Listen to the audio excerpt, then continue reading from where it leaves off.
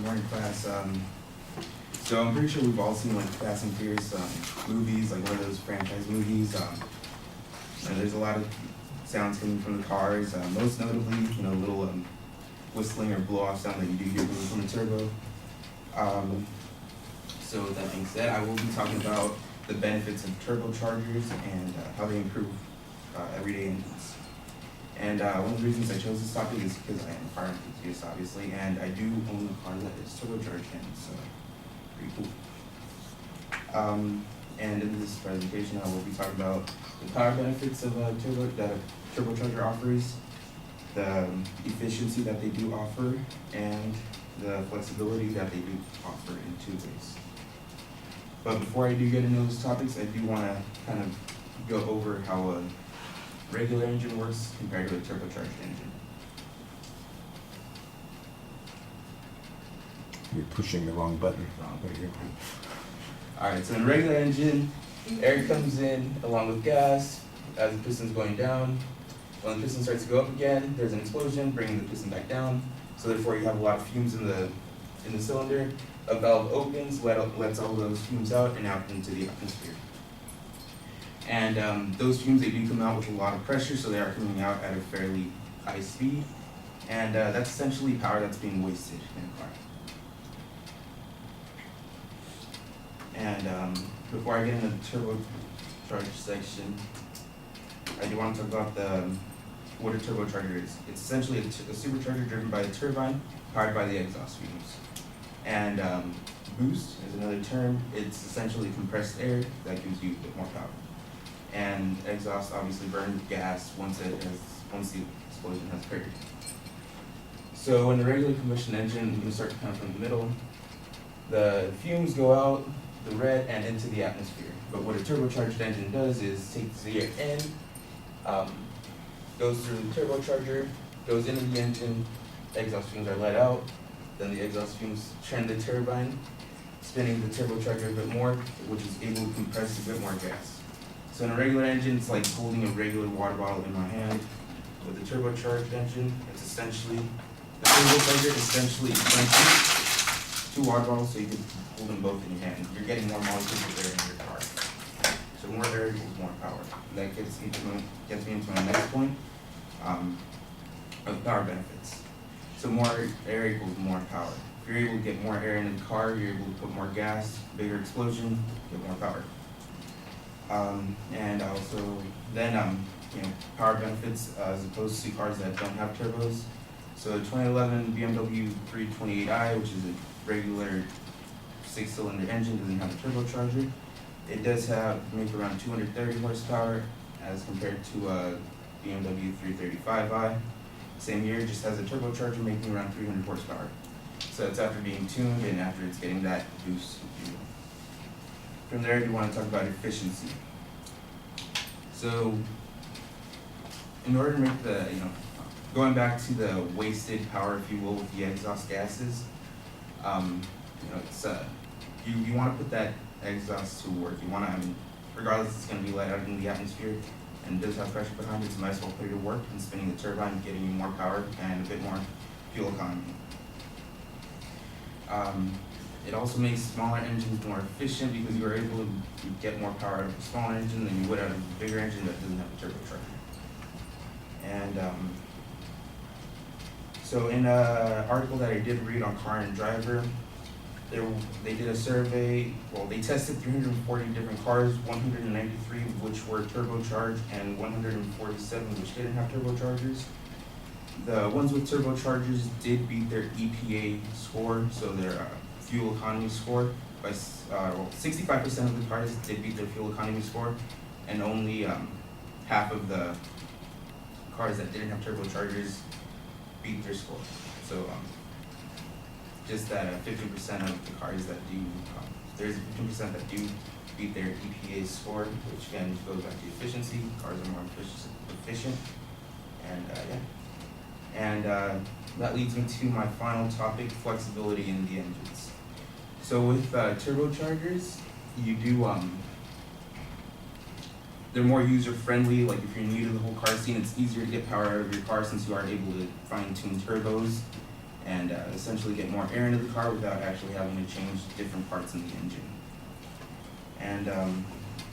And also, like I said, there was kind of two parts of the flexibility. That's one of the flexibilities, being able to kind of mess around with the engine. The second is that turbocharged cars are able to do really well in high altitudes as opposed to naturally aspirated cars.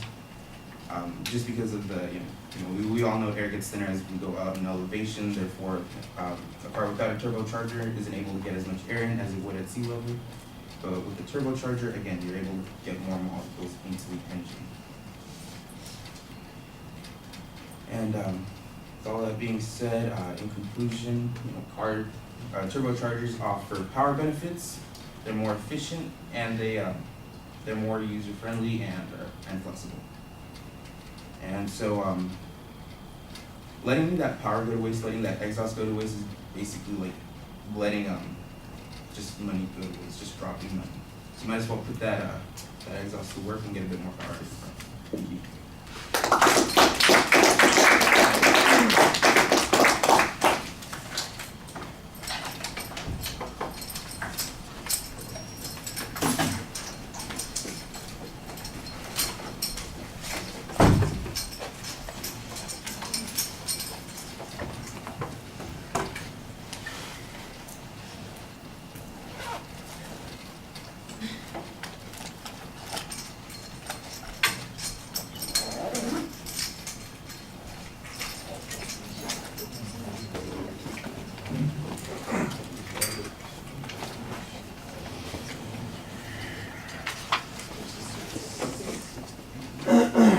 So Daisy, what did you think?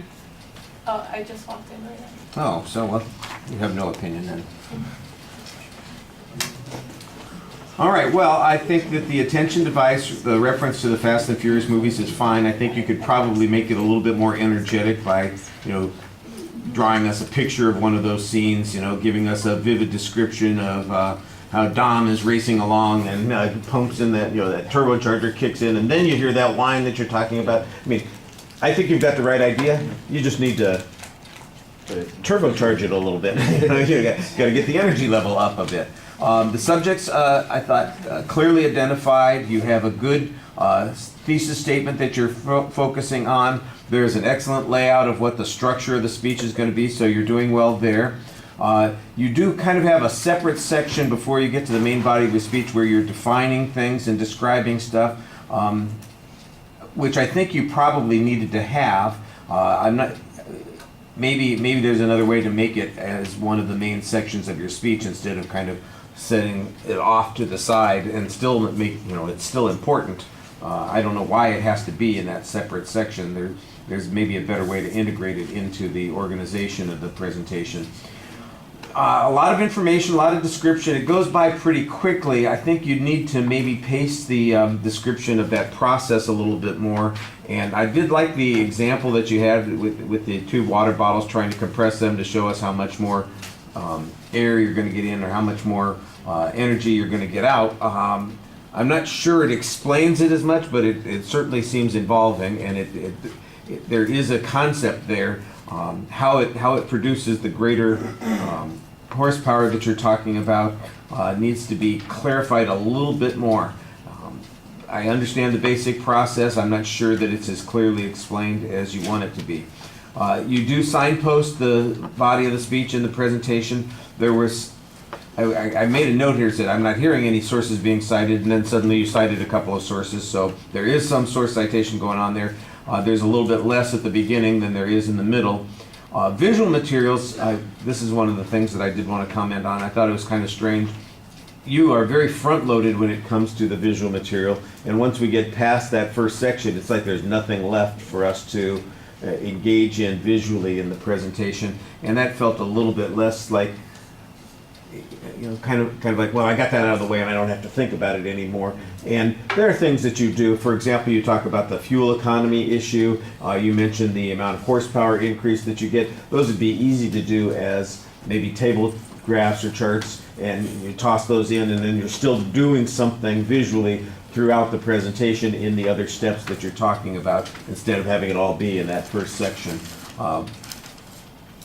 the visuals were pretty good. I think that it was easy to see what you were talking about. Like I said, I think the explanation of the turbo itself needed to be a little bit clearer. Take your time on that a little bit more, but they're pretty dynamic and easy to see. Like I said, I thought you picked good images. You're speaking to the audience for the most part. I like that. Sometimes your energy level needs to be a little bit more up, but we could hear you for the most part. But it is early in the morning, and audiences are sometimes a little tired, and so maybe you have to help them a little bit by giving them a little kickstart. Like I said, a little boost in their turbos. All right, thank you.